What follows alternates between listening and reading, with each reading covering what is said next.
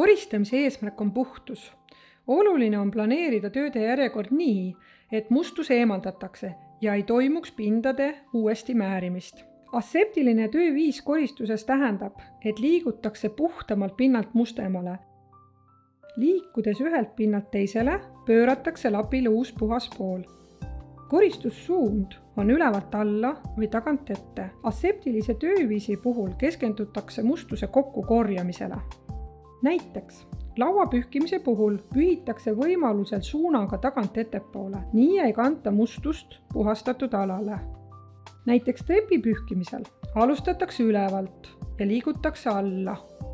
Näiteks WC-poti puhastamisel pööratakse lapil puhas pool, kui liigutakse järgmisele pinnale või kui kasutatud lapipool on määrdunud. Selliselt ei kanta mustust ühelt pinnalt teisele.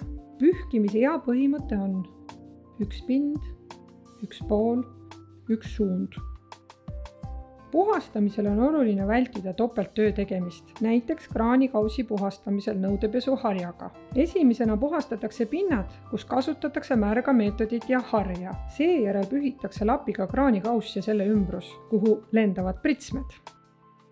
Mustust tuleb eemaldada, mitte laiali ajada. Koristussuund ülevalt alla, tagant ette, puhtamalt mustemale. Uue pinna pühkimist alusta puhta lapi poolega.